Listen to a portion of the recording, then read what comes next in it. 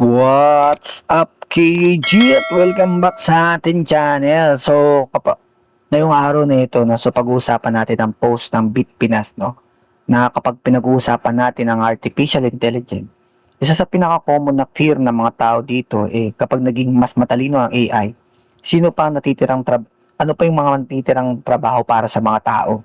At para sa Pilipinas, malaking issue ito. Bakit? Dahil isa sa malaking industry natin ngayon sa business, ang isa sa pinakamalaking industry natin, ang business process outsourcing o BPO. So napakaraming Pilipino nagtatrabaho bilang customer service representative, technical support, sales agent at iba pang roles na traditionally ginagawa ng tao. Kaya nung nagsimula yung sumikat yung mga generative AI, natural lang na may mga tanong na AI na ba ang papalit sa Filipino call center agents? Pero mas interesting yung development tungkol dito, no? Habang inaasa na marami na mabilis mawawasak yung mga BPO industry dahil sa AI, hindi pala ganun kasimple ang nangyayari. So dito natin makikita yung isa sa mga importanteng lesson tungkol sa technology, na kapag may bagong technology, hindi lang trabaho ang nawawala. Nagbabago rin ang klase ng trabaho na kailangan ng society. So basahin muna natin yung post ng Bitpinas. So, Silicon Valley predicted that generative AI would rapidly eliminate customer service jobs, triggering an existential crisis for the Philippine business process outsourcing o mga BPO industry. Yet the sector continues to grow.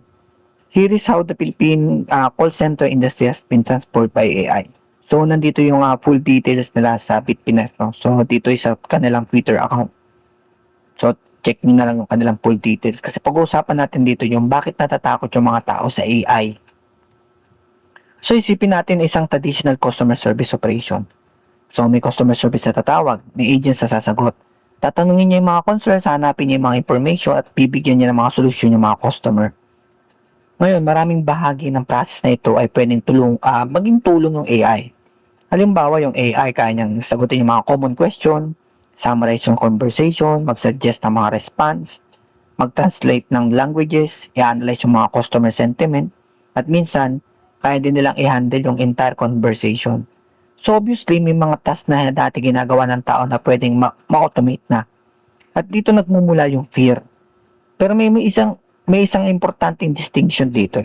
Hindi ibig sabihin na kapag kayang gawin ng AI ang isang task, automatic na mawawala yung buong profession. Minsan ang nawawala ay isang specific na task. At ang trabaho ng tao ay nagtatransform. So ganito kumikilos ang technology. Actually, hindi ito bagong phenomenon. Nung dumating yung mga computers, maraming manual process yung nawala. Dati maraming records ang kailangan para isulat at i-process manually. Mga typewriter, ganun, di ba? Ngayon, digital na. Nawala ba lahat ng trabaho? Hindi, nagbago lang yung trabaho. Naging mas importante ang IT. Software development, database management, cybersecurity, digital marketing, tsaka mga data analyst. At marami pang ibang fields na halos hindi naman natin naiisip noon. Ganito rin yung nangyari sa mga industrial revolution. Yung mga machine, talagang pinalitan nila yung mga certain na mga manual na mga trabaho. Pero kasabay nun, lumitaw yung mga bagong industries na mga bagong professions. Kaya may mga pattern na madalas natin nakikita sa history. Technology removes some forms of work, no? But it can also create entirely new forms of work. At ngayon, AI ang next major transformation. Sa Philippine BPO industry, hindi naman ibig sabihin na kapag may AI chatbot na, wala ng customer service representative. Ang mas realistic na scenario ay yung AI yung mag-handle ng mga repetitive part. Tapos ang taong humahawak na sa mga complicated na kaso. Kunwari, simple lang yung mga billing inquiry, mga simpleng password reset, account information, troubleshooting. Pwedeng AI na yun. Pero kapag yung galit na yung customer, complicated yung problema, kailangan na negotiation, sensitive na yung sitwasyon, hindi standard yung problema, dito nagiging valuable yung human judgment. At possible rin magbago ang role ng agent. From simply na sumasagot lang ng tawag, to becoming AI-assisted customer experience specialist. Imagine mo may AI assistant sa tabi ng agent. Habang kausap niya ang customer, real-time na nagbibigay ng suggestion ng AI. Hinahanap nito ang mga relevant information, sinasummarize ito ang conversation, at tinutulungan ng agent na gumawa ng mas magandang response. So, siyempre, instead na AI versus human, pwedeng maging AI plus human. At ito yung pinaka-importanting punto ko dito sa topic natin. Kapag nag-advance yung technology, nagbabago yung demand.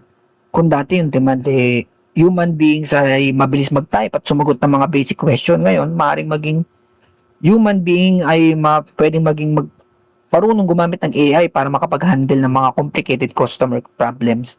Mas valuable ngayon ang communication, critical thinking, problem solving, emotional intelligence, technical knowledge, data interpretation, at AI literacy. At posible rin magkaroon ng bagong roles, no?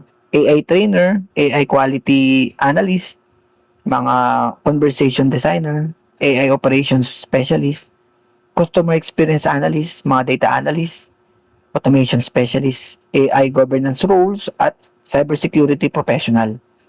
Hindi natin masasabi kung alin yung mga job title na to yung magiging dominant talaga sa future. Pero isang bagay yung malinaw.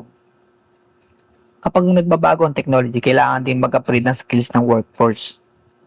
So, papalitan na ba talaga tayo ng AI, no? Ang sagot, sa ilang task, oo. At dapat maging honest tayo doon. May mga repetitive jobs na talagang maaaring lumiit. May ilang positions na maaaring mabawasan. May mga companies na maaaring gumamit ng mga automation para maging mas efficient. Hindi na natin dapat i-deny yun. Pero maling conclusion kung AI will eliminate all human jobs. Mas accurate sabihin na AI will eliminate some tasks, transform many jobs, and create new demand for other skills. At dito papasok yung responsibility natin bilang workers. Hindi sapat na sabihin na hindi ako papalitan ng AI. Ang mas magandang mindset, matuto akong gumamit ng AI bago ako mapilitang makipag-compete dito. Ang mas malaking lesson para sa Pilipinas,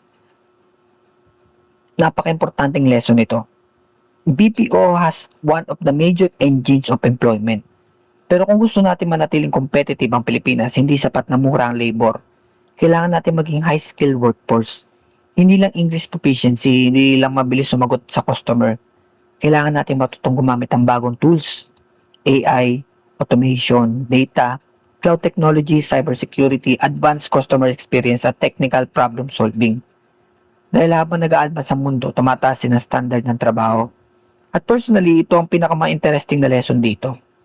Ang progress ng humanity ay hindi nangangulugan na pare-pareho ang trabaho natin forever. Noong unang panahon, iba ang trabaho ng tao.